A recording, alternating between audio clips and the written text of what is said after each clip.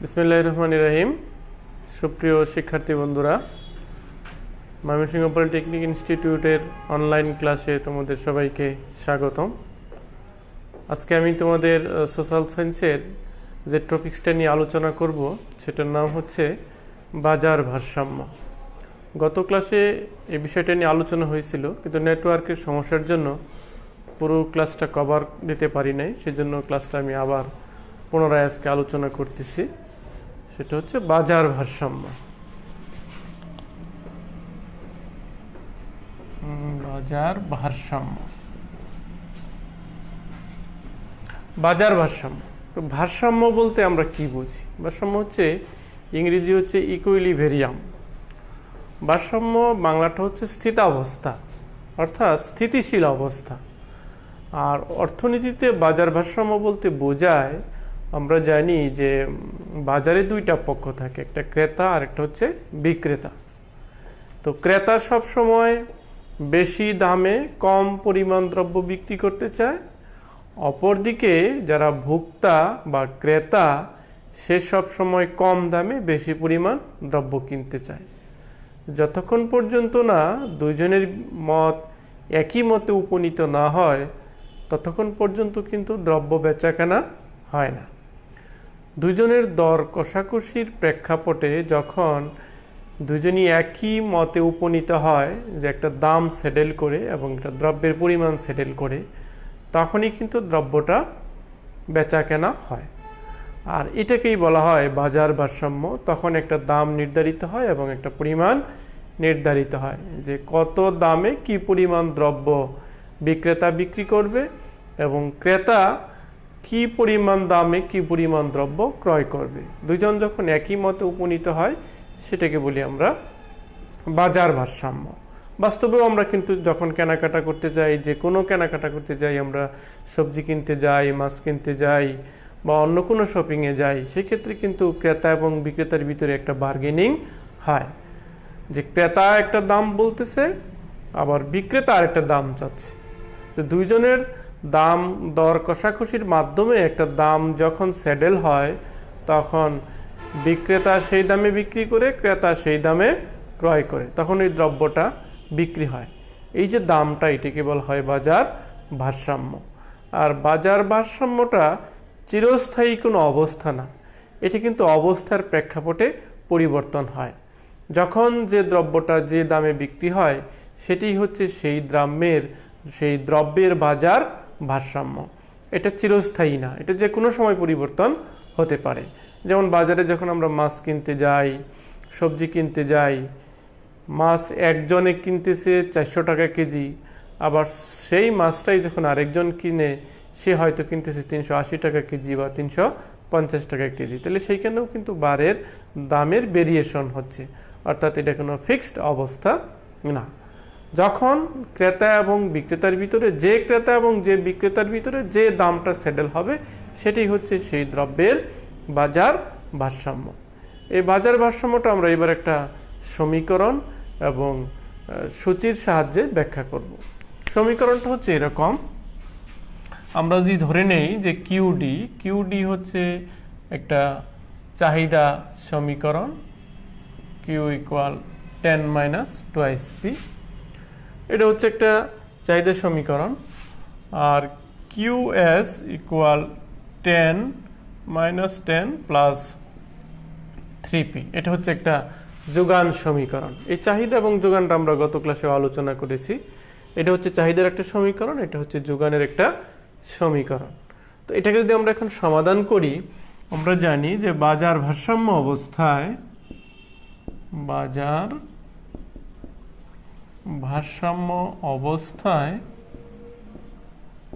এই চাহিদা আর যোগান দুইটা পরস্পর সমান হয়।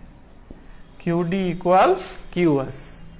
তো এখন কিউডি হচ্ছে 10 - 2p আর কিউএস হচ্ছে -10 + 3p।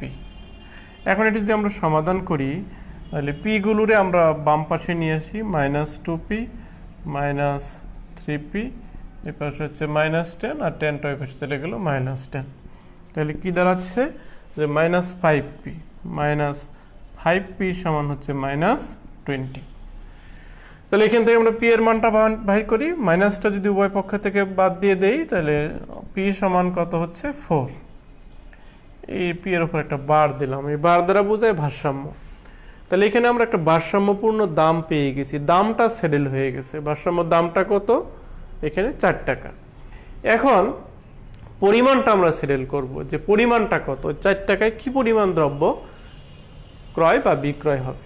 তো এখন এই পি এর মানটা আমরা এই চাহিদা বা যোগান যে কোনো একটা সমীকরণে যদি বসাই তাহলে আমাদের কিউ এর মানটা চলে আসবে। তাহলে আমরা এই কিউ সমান হচ্ছে -10 প্লাস 3p। তো এখানে যদি আমরা বসাই তাহলে -10 প্লাস 3 ইন্টু পি এর মান হচ্ছে 4। তাহলে কি দাঁড়াচ্ছে যে কিউ সমান -10 প্লাস হচ্ছে 12। তাহলে সুতরাং কিউ সমান হচ্ছে 2। তো এই কিউ এর উপর আমরা একটা বার দিলাম। তাহলে আমরা কি পাইলাম? ভারসাম্য দামটাও পাইলাম, এবার ভারসাম্য পরিমাণটাও পাইলাম। তাহলে কি দাঁড়াচ্ছে যে ক্রেতা এবং বিক্রেতা দুইজনের ভিতরেই তারা একই মতে উপনীত হয়েছে যে এই 4 টাকা দামে তারা 2 একক দ্রব্য ক্রয় বিক্রয় করবে। অর্থাৎ বিক্রেতা 4 টাকা দামে 2 একক দ্রব্য বিক্রি করবে, ক্রেতাও 4 টাকা দামে এই 2 একক দ্রব্য ক্রয় করতে সম্মত হয়েছে। এই জন্যই এটাকে বলা হয় ভারসাম্য দাম এবং এটা হচ্ছে ভারসাম্য দ্রব্যের পরিমাণ। তাহলে এটা সমীকরণের সাহায্যে আমরা একটা বাজার ভারসাম্যটা ব্যাখ্যা করলাম। এখন এটারই আবার একটা আমাদের সূচি আছে, সূচির সাহায্যেও আমরা এই বাজার ভারসাম্যটা ব্যাখ্যা করতে পারি। তো এবার সূচিটা আমরা ব্যাখ্যা করি।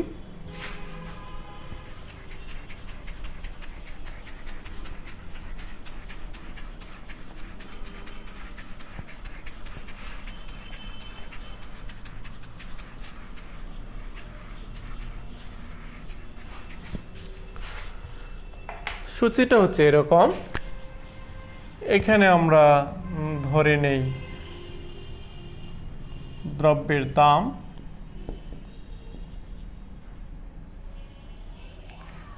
আর এদিকটা হচ্ছে চাহিদা, এটাকে আমরা বলি চাহিদা।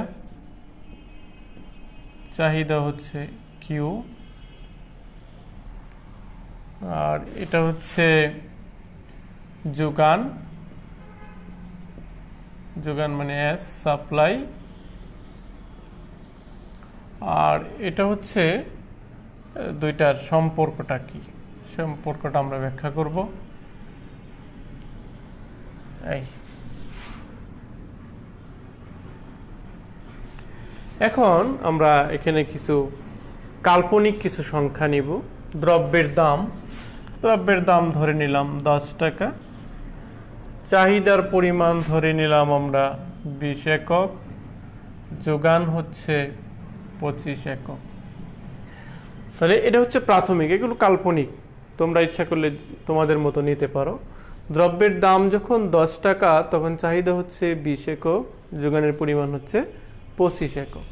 তাহলে আমরা বলছিলাম যে ভারসাম্য অবস্থায় চাহিদা এবং যোগান দুইটা পরস্পর সমান হবে। যদি সমান হয় তাহলে সেই ক্ষেত্রে এই দ্রব্যটা বেচাকেনা হবে, আদারওয়াইজ দ্রব্যটা কিন্তু বেচাকেনা হবে না।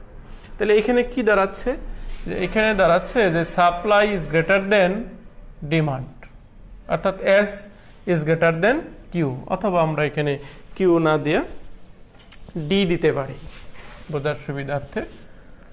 এইখানে দাঁড়াচ্ছে যে supply is greater than demand, অর্থাৎ এখানে সাপ্লাই বেশি, 10 টাকা দামে সাপ্লাই বেশি, যোগানটা কম। অর্থাৎ যদি আমরা বাজারের আলোকে ব্যাখ্যা করি তাহলে 10 টাকা দামে ওই 25 একক দ্রব্য চাচ্ছে, কিন্তু চাহিদা হচ্ছে 20 একক, ফলে এখানে একটা ভেরিয়েশন হচ্ছে, অর্থাৎ সাপ্লাই বেশি, ডিমান্ডটা কম।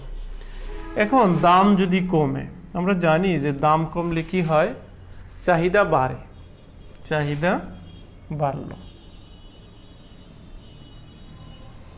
দাম কমলে চাহিদা বাড়ে। আবার দাম কমলে যোগান কি হয়? কমে, যোগান কমে হলো ধরে নিলাম এটাও 22।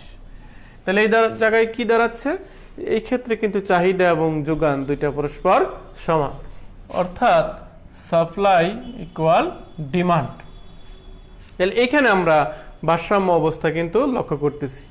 দ্রব্যের দাম যখন 8 টাকা তখন চাহিদা হচ্ছে 22 একক, যোগানও হচ্ছে 22 একক, অর্থাৎ এইখানে চাহিদা এবং যোগান পরস্পর সমান। কারণ আমরা আগেই বলেছিলাম যে অবস্থায় চাহিদা এবং যোগান পরস্পর সমান হবে সেটাই হচ্ছে ভারসাম্য অবস্থা।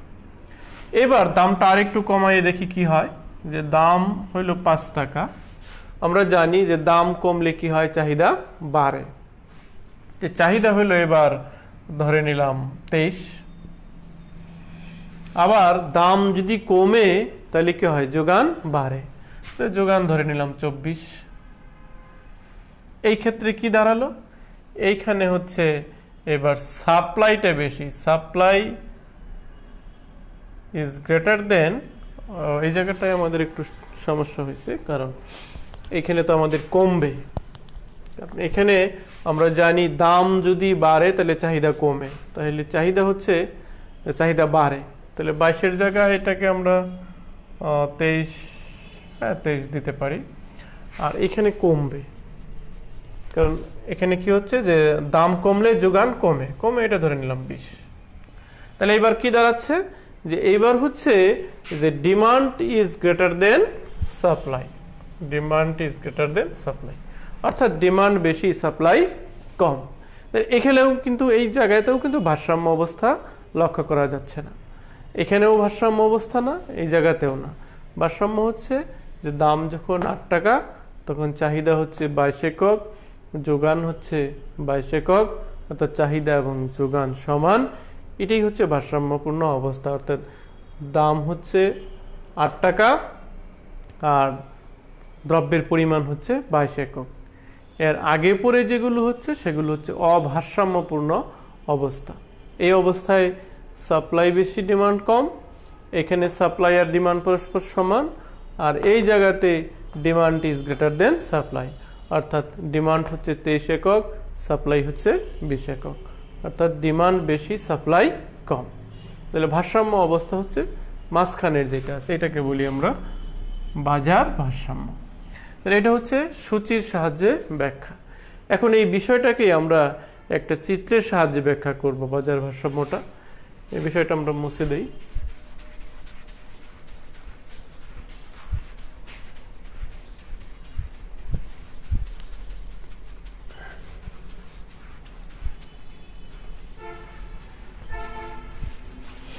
এটা আমরা এখন চিত্রের সাহায্যে ব্যাখ্যা করব।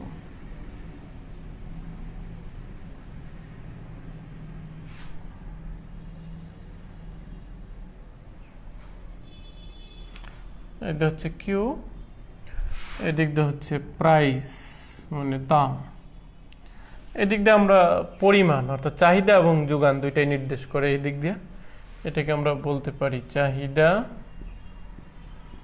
ও যোগান, এদিকে হচ্ছে চাহিদা এবং যোগান। এটা হচ্ছে যোগান রেখা, যোগান রেখা কি হয়, ঊর্ধ্বগামী হয়। আর এটা হচ্ছে একটা ডিমান্ড কার্ভ, চাহিদা রেখা। চাহিদা রেখা সবসময় কি হয়, নিম্নগামী হয়। তাহলে দুইটা, এই একটা চাহিদা রেখা ডি নিম্নগামী চাহিদা রেখা এবং এস ঊর্ধ্বগামী যোগান রেখা পরস্পর এই বিন্দুতে ছেদ করছে। তাহলে এইখানে আমরা একটা দাম পাইছি এবং একটা পরিমাণ পাইছি। তো এই দামটাকে দিলাম P0, পরিমাণটাকে দিলাম Q0, এই বিন্দুটার নাম দিলাম E0।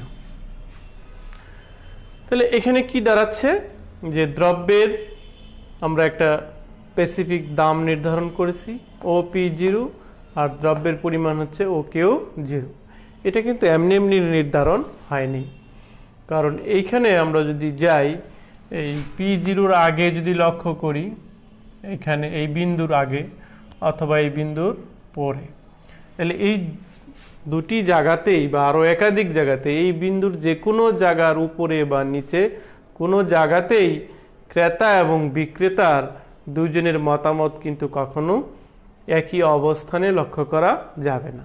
অর্থাৎ ক্রেতা চাবে একটা, বিক্রেতা চাবে আরেকটা, ফলে দুইজনের ভিতরে একই মতে উপনীত হবে না, ফলে বাজার ভারসাম্য নির্ধারণ হবে না। যেমন যদি আমরা লক্ষ্য করি, এই যে ই বিন্দুর যদি আগে যাই, এই বিন্দুতে যদি লক্ষ্য করি আমরা, তাহলে এইখানে দেখা যাচ্ছে যে চাহিদা হচ্ছে এখান থেকে এইটুকু, আবার যোগান হচ্ছে এখান থেকে এইটুকু। অর্থাৎ এখানে কি, যে এখানে সাপ্লাই বেশি, ডিমান্ড কম। আমরা এটা ওই সূচিতেও বিষয়টা ব্যাখ্যা করছিলাম যে এখানে supply is greater than demand. আবার যদি আমরা এখানে একটা দামও ইচ্ছা করলে দিতে পারি, এটা কি P1 আর এটা হচ্ছে Q1, এটা P2, এটা আরেকটা দিতে পারি আমরা Q2। আচ্ছা, পরিমাণটা দরকার নেই, শুধু দামটা হলেই হবে। তাহলে এই জায়গাটায় কি হচ্ছে, যে এই বিন্দুতে আবার দেখা যাচ্ছে যে demand is greater then supply. তাহলে এই বিন্দুর যে কোনো জায়গার থেকে যদি বিচ্যুতি ঘটে, এই বিন্দুর যতই উপরে যাব ততই কি হবে, সাপ্লাই বেশি হবে, ডিমান্ড কম হবে। আর এই বিন্দুর নিচে যতই আসব ততই কি হবে, ডিমান্ড বেশি হবে, সাপ্লাইটা কম হবে। ফলে কারোর সাথে কারো কিন্তু মতের অভিন্নতা লক্ষ্য করা যাবে না, মতের ভিন্নতা, অর্থাৎ ক্রেতা এবং বিক্রেতার ভিতরে দুই ধরনের মতামত দেখা যাচ্ছে। ফলে এই দ্রব্যটা কিন্তু এখানে বেচা বিক্রি হবে না। একমাত্র এই E0 বিন্দুতেই ক্রেতা এবং বিক্রেতা দুইজন একই সিদ্ধান্তে উপনীত হতে পেরেছে। অর্থাৎ এখানে একটা দাম নির্ধারণ হয়েছে, দামটা কতটুকু, OP0, আর দ্রব্যের পরিমাণ হচ্ছে O থেকে Q0। অর্থাৎ এই OP দামে OQ পরিমাণ দ্রব্য ক্রেতা এবং বিক্রেতার ভিতরে নির্ধারণ হয়েছে যে দ্রব্যটা তারা এই দামে এই পরিমাণ দ্রব্য ক্রয় বিক্রয় করবে। আর এটাকেই বলা হয় বাজার ভারসাম্য। এখন এই বাজার ভারসাম্যের উপর আবার কিছু প্রভাব আছে চাহিদা এবং যোগানের। আমরা এই বাজার ভারসাম্যের উপর চাহিদা এবং যোগানের কি প্রভাব আছে সেই বিষয়টা একটু ব্যাখ্যা করব।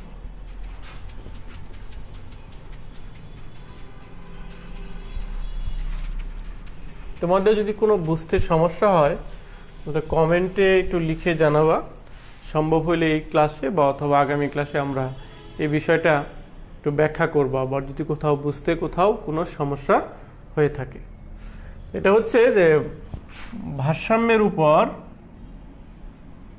এটাকে আমরা বলতে পারি বাজার ভারসাম্যের উপর চাহিদা ও যোগানের প্রভাব। তাহলে আমরা একটা বাজার ভারসাম্য আমরা নির্ধারণ করলাম। এখন এই বাজার ভারসাম্যের উপর চাহিদা এবং যোগানের কি প্রভাব থাকতে পারে সেই বিষয়টা আমরা একটু ব্যাখ্যা করব। সেটা হচ্ছে এরকম,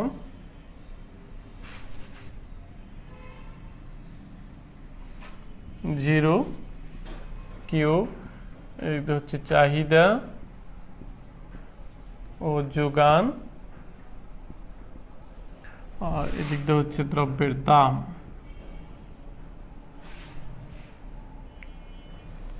এটা হচ্ছে একটা যোগান রেখা, এটা হচ্ছে একটা চাহিদা রেখা, দুইটা পরস্পর ছেদ করছে এই বিন্দুতে। এখানে একটা দাম নির্ধারণ হয়েছে P0, এটা হচ্ছে Q0, এই বিন্দুটার নাম দিলাম আমি E0। তাহলে চিত্রে ডিডি হচ্ছে একটি নিম্নগামী চাহিদা রেখা আর SS হচ্ছে ঊর্ধ্বগামী যোগান রেখা, দুইটা পরস্পর E0 বিন্দুতে ছেদ করছে। ফলে E0 বিন্দুতে ভারসাম্য দাম হচ্ছে OP0, ভারসাম্য দ্রব্যের পরিমাণ হচ্ছে OQ0। এখন প্রশ্ন হচ্ছে এই বাজার ভারসাম্যের উপর চাহিদার কি প্রভাবটা দামকে প্রভাবিত করতে পারে। আমরা বাস্তবেও লক্ষ্য করি অনেক সময় দ্রব্যের দাম যা আছে ঠিক থাকা অবস্থায় কোনো দ্রব্যের চাহিদা যদি বাড়ে তাহলে কি হয়, কোনো দ্রব্যের চাহিদা যদি কমে তাহলে কি হয়।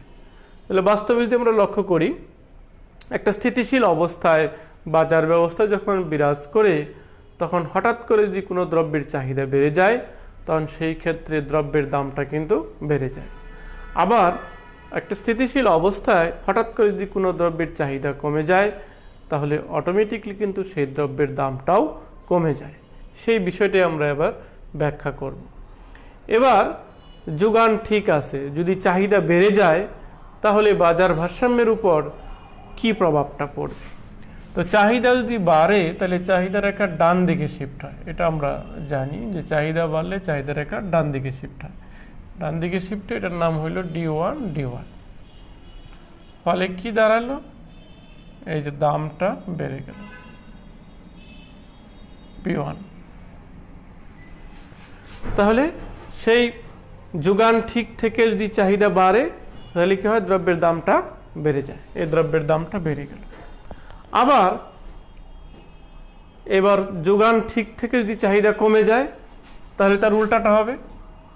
তো যদি চাহিদা কমে তাহলে চাহিদা রেখা বাম দিকে শিফট হবে, এটাই দিকে শিফট, এটাই দিকে শিফট।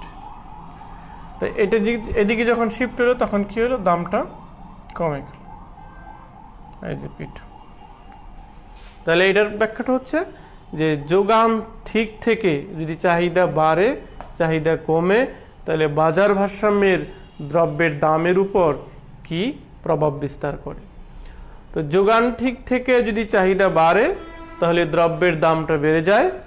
আবার একইভাবে যোগান ঠিক থেকে যদি চাহিদা কমে যায় তাহলে দ্রব্যের দামটা কমে যায়। বাস্তবেও কিন্তু আমরা এই বিষয়টা লক্ষ্য করতে পারি যে কোনো কারণে যদি দ্রব্যের চাহিদা বেড়ে যায় তাহলে যারা বিক্রেতা আছে বাজারে কিন্তু সেই দ্রব্যের দামটা বৃদ্ধি করে দেয়। আবার কোনো কারণে দাম যা ছিল তাই আছে, যদি হঠাৎ করে কোনো দ্রব্যের চাহিদা কমে যায় তাহলে কিন্তু সেই দ্রব্যের দামটাও কমে যায়। যেমন বাজার যখন আমরা কাঁচা বাজার করি, যখন মাছ কিনতে গেছি মাছের বাজারে, দেখে গেল যে প্রচুর মাছ আছে, বিক্রেতাও আছে, ক্রেতাও আছে, অনেক ক্রেতা আছে, একটা রেটে বেচা কেনা হচ্ছে। কিন্তু হঠাৎ করে দেখা গেল যে ক্রেতার পরিমাণ অনেকটা কমে গেছে, তখন বিক্রেতা কিন্তু দ্রব্যের দামটা কমাইতে বাধ্য থাকে। আবার দেখা গেল যে একটা সময় দ্রব্যটা বেচা কেনা হচ্ছে, হঠাৎ করে কাস্টমারের সংখ্যা বেড়ে গেছে, অর্থাৎ ক্রেতার সংখ্যা বেড়ে গেছে, তখন যারা বিক্রেতা আছে তখন কি করে? তারা যে অবস্থার প্রেক্ষাপটে দ্রব্যের দামটা বাড়িয়ে দেয়। এটাই হচ্ছে যে বাজার ভারসাম্যের উপর চাহিদার পরিবর্তনের প্রভাব। তাহলে একইভাবে এই যোগানের পরিবর্তনও কিন্তু বাজার ভারসাম্যের উপর প্রভাব বিস্তার করে।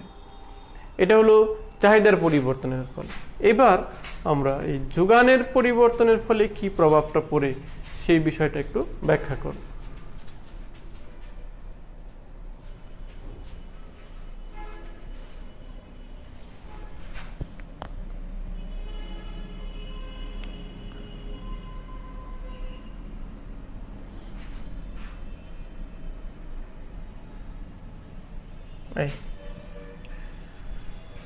এদিকটা হচ্ছে চাহিদা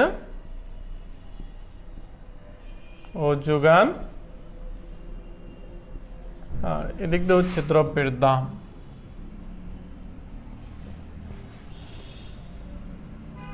এটা হচ্ছে একটা চাহিদা রেখা, DD নিম্নগামী চাহিদা রেখা, আর এটা হচ্ছে একটা ঊর্ধ্বগামী যোগান রেখা SS। তাহলে দুইটা যে জায়গায় ছেদ করবে সেই ছেদ বিন্দুটাই হচ্ছে ভারসাম্য। এটা হচ্ছে ভারসাম্য দাম, এটা হচ্ছে ভারসাম্য দ্রব্যের পরিমাণ। এটা বিন্দুর নাম দিলাম H।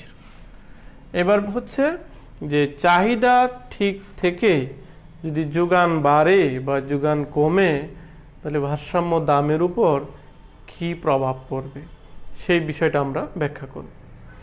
এবার চাহিদা ঠিক আছে, যোগান বেড়ে গেল, তাহলে যোগান যদি বাড়ে তাহলে যোগান রেখার ডান দিকে শিফট হবে, শিফট হলো SS। তাহলে কি দাঁড়ালো? এই এটা দিলাম আমরা P1, এটা হলো Q1, এটাকে দিলাম E1। তাহলে চাহিদা যা ছিল তাই আছে, বাজারে সরবরাহ বেড়ে গেছে। আমরা বাস্তবেও তাই দেখি যে বাজারে যখন কোনো দ্রব্যের সরবরাহ বেড়ে যায় তখন কিন্তু তার দামটা কমে যায়। তাহলে চাহিদা যা ছিল তাই আছে, হঠাৎ করে বাজারে তার সাপ্লাই বেড়ে গেছে। যখনই সাপ্লাই বেড়ে গেছে তখন দ্রব্যের দামটা কমে গেছে, কমে হয়েছে ও থেকে P1, আর সাপ্লাই বাইরে হয়েছে ও থেকে Q1। এই সাপ্লাই বৃদ্ধির কারণেই এই দ্রব্যের দামটা কিন্তু কমে গেছে, কারণ দাম ছিল OP0, কমে হয়েছে OP1। এইভাবে দ্রব্যের সাপ্লাই যদি আরও বাড়ে তাহলে এই দ্রব্যের দাম কিন্তু আরও কমতে থাকবে। যেমন এখন শীতকাল, বাজারে সবজি বিক্রি হচ্ছে একটা স্থিতিশীল দামে, মানে ক্রেতাদের নাগালের ভিতরে। এটা 15 দিন বা 1 মাস আগেও আমরা যে সবজি 50 টাকা বা 60 টাকা কেজি ক্রয় করেছি, এখন সেটাকে কিন্তু 20 টাকা বা 25 টাকা কেজি বিক্রি হচ্ছে। কেন? কারণ হচ্ছে যে দ্রব্যের দাম যা ছিল তাই আছে, কিন্তু মাঝখান থেকে কী হয়েছে, সাপ্লাইটা বেড়ে গেছে, অর্থাৎ উৎপাদন বেড়ে গেছে, বাজারে দ্রব্যের সরবরাহ বেড়ে গেছে, ফলে অটোমেটিকলি কিন্তু সেই দামটা কমে গেছে। এটাই হচ্ছে বাজার ভারসাম্যের উপর যোগানের পরিবর্তনের প্রভাব। অর্থাৎ যোগান যদি বাড়ে তাহলে, যোগান যদি কমে তাহলে কি হবে, তাহলে এটার বিপরীতটা হবে। এটা যোগান বাড়ছিল, এখন যোগান যদি কমে তাহলে যোগান রেখা এই বাম দিকে শিফট হবে। এটার নাম দিলাম S2, আর এটার নাম দিলাম S1। তাহলে যোগান কমে গেল। যোগান যদি কমে তাহলে কি হবে, দ্রব্যের দাম বেড়ে যাবে। এই যে দ্রব্যের দাম বেড়ে গেল, P0 থেকে হয়ে গেল P2, আর এটা যোগানও কমে গেল Q2। এই বিন্দুটার নাম দিলাম আমরা E2। তাহলে E2 বিন্দুতে কি হয়েছে, যে চাহিদা যা ছিল তাই আছে, হঠাৎ করে দ্রব্যের সাপ্লাই কমে গেছে, সরবরাহ কমে গেছে। সরবরাহ কমে গেলে এই SS যোগান রেখা বাম দিকে শিফট হয়েছে, অর্থাৎ E0 থেকে E2 বিন্দুতে শিফট হয়েছে। E2 বিন্দুতে শিফট হলে দ্রব্যের দামটা বেড়ে গেছে, আগে ছিল O থেকে P0, এখন দ্রব্যের দাম বৃদ্ধি পেয়ে হয়েছে O থেকে P2, আর এদিকে সাপ্লাইটা কমে গেছে। এই সাপ্লাই কমে যাওয়ার কারণেই দ্রব্যের দামটা বেড়ে গেছে। এখন এই সাপ্লাই যদি আরও কমে তাহলে এই রেখায় এইদিকে আরও শিফট হবে বাম দিকে, ফলে দ্রব্যের দাম আরও বাড়তে থাকবে, এদিক দিয়ে সাপ্লাইটা কমতে থাকবে। আমরা বাস্তবেও কিন্তু এই বিষয়টা লক্ষ্য করে থাকি। যখন কোনো দ্রব্যের দাম বাজারে বেড়ে যায় তখন দেখা যায় তার সাপ্লাইটা কমে যায়, আবার সাপ্লাই যখন বেড়ে যাবে তখন অটোমেটিকলি কিন্তু তার দামটাও কমে আসবে। এটাই হচ্ছে যে বাজার ভারসাম্যের উপর চাহিদা এবং যোগান কি প্রভাব বিস্তার করে। চাহিদা এবং যোগান কিন্তু বাজারকে সরাসরি প্রভাবিত করে, অর্থাৎ দাম বাড়তেও পারে কমতেও পারে। অর্থাৎ সাপ্লাই যদি বাড়ে তাহলে দাম কমে যাবে, আর সাপ্লাই যদি কমে তাহলে দাম বেড়ে যাবে। আবার একইভাবে চাহিদার দিয়েও প্রভাবিত হয়, সেটা যেটা আমরা আগের চিত্রে ব্যাখ্যা করছি, যে চাহিদা যদি বেড়ে যায় তাহলে কিন্তু দাম বেড়ে যাবে, আবার চাহিদা কমে গেলে কিন্তু দামটা কমে যাবে। এটাই হচ্ছে বাজার ভারসাম্যের উপর চাহিদা এবং যোগানের সরাসরি প্রভাব। এখন আমরা আজকে বাজার ভারসাম্যের এই বিষয়টা আলোচনা করলাম। এখন এইখানে তোমাদের যদি কারো কোনো প্রশ্ন থাকে তাহলে তোমরা কমেন্টে লিখে জানাবে, আমরা আগামী ক্লাসে ওই বিষয়টা ব্যাখ্যা করব, যে সমস্যাটা যদি কোথাও কারো বুঝতে সমস্যা হয়ে থাকে।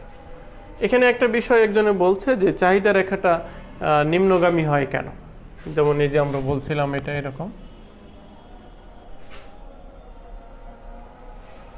0 Q প্রাইস, এটা চাহিদা রেখা, এটা সবসময় নিম্নগামী হয় কেন?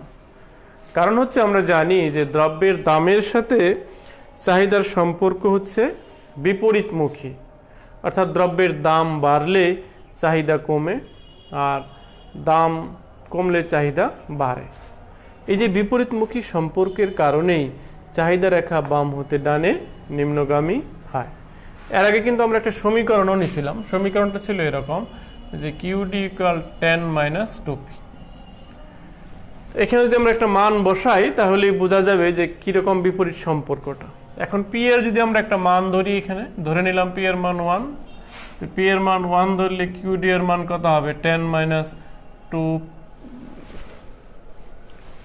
2 ইন্টু 1, তাহলে কিউডি হচ্ছে 10 মাইনাস 2 সমান হচ্ছে 8। আর পি এর মান যখন 1 তখন এই চাহিদা হচ্ছে 8। এখন পি এর মানটা যদি চেঞ্জ করি, পি এর মান যদি 2 ধরি তাহলে কিউডি কত দাঁড়াবে 10 মাইনাস 2 ইন্টু 2, তাহলে কিউডি হচ্ছে 10 মাইনাস 4 সমান কত 6। তাহলে পি এর মান বাড়তেছে, এদিক দিয়ে কি চাহিদা কমতেছে। আমরা ব্যাখ্যাটাও তাই দিয়েছিলাম যে কোনো দ্রব্যের দাম যখন বাড়ে তখন চাহিদা কমে, আর দাম কমলে চাহিদা বাড়ে। আর এই বিপরীতমুখী সম্পর্কের কারণেই চাহিদা রেখা বাম হতে ডানে নিম্নগামী হয়। আর আরেকটা হচ্ছে যে যোগান রেখা তাহলে ঊর্ধ্বগামী হয় কেন? এই সেমই কারণ দামের সাথে যোগানের সম্পর্কটা হচ্ছে সমমুখী, অর্থাৎ দাম বাড়লে যোগান বাড়ে, দাম কমলে যোগান কমে। এই সমমুখী সম্পর্কের কারণেই এই যোগান রেখা সবসময় কি হয় ঊর্ধ্বগামী হয়। এটাও আমরা সমীকরণ দিয়ে একটা ব্যাখ্যা করতে পারি, এই যে QES ইকুয়াল মাইনাস 10 প্লাস ধরে নিলাম 2p। তাহলে আমরা একটা মান নেই, পি এর মান যদি 1 হয়, ধরে নিলাম পি এর মান 1, তাহলে প্লাস 2 ইন্টু 1, তাহলে QS হচ্ছে মাইনাস 10 প্লাস 2, তাহলে QS কত দাঁড়াবে 8। মাইনাসটা আমরা অ্যাভয়েড করে দেব। আবার যদি কি হয় 2 ধরি, পি এর মান